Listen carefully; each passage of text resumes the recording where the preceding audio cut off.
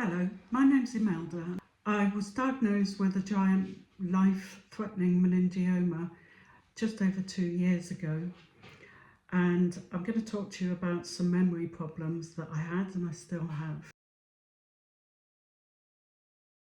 I first started noticing that I was having issues about 2 years before the diagnosis. For example, my mum's lived in Brighton for about 26 years at the time, and I got lost trying to find her house.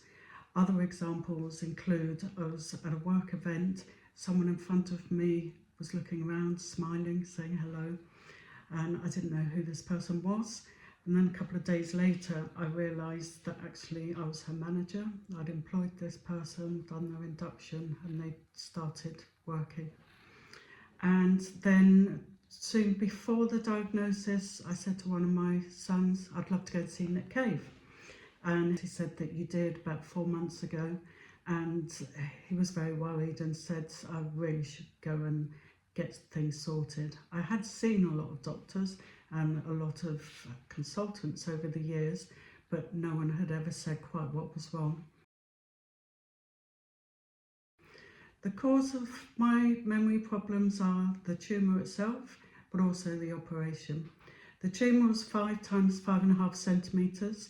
It was an olfactory groove meningioma, so it was in my frontal lobes here, kind of like behind my nose, and in the operation it was 11-hour surgery. It was removed, but there's remaining gliosis, and I've got holes now in the frontal lobes. So the memory has got much worse since then.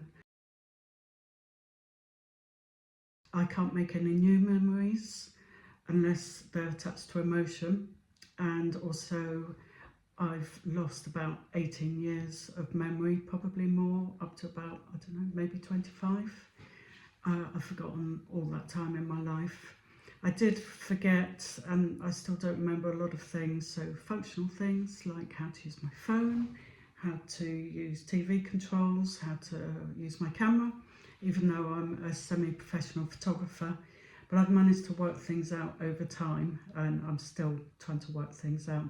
I've got 3 wonderful children. They're now young adults, but I've forgotten most of their lives, most of the time of them growing up, and that's quite hard, to be honest, and it's hard for them too. I remember some details, I know what school they went to, but I've forgotten a lot of it.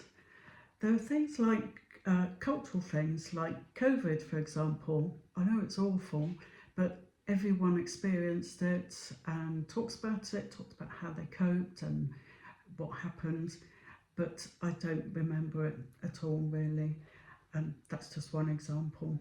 I've forgotten all the books that I've read, all the films that I've seen, the holidays that I've been on, and even things like politics. I don't really know what's what. The other thing is it can be quite overwhelming if there are a few people that I don't remember. For example, I do a lot of volunteering with the charity. Most of it is online. When I recently went to a big event, there were lots of people that I've spoken to, but they came to say hello, but I didn't recognise them, and that was quite hard. I feel a bit like my life has been lost because I can't remember it. It's almost like, did it happen? I can be left out of conversations. I often don't really know what's going on if it relates to things, well, anything really that's happened. I don't have any confidence in my opinions because I haven't got any I don't remember any facts to base my opinions on, so that's quite difficult. Relationships can be affected because they're often based on shared experiences. I feel like an alien that's landed on the planet. It's embarrassing.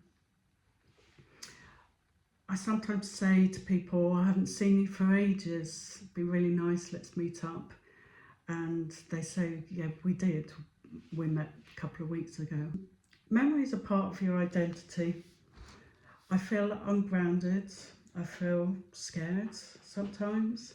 I feel disorientated, and it's not so bad now, but I felt highly anxious as well. I've forgotten about myself, so that often leaves me with the question, of, well, who am I?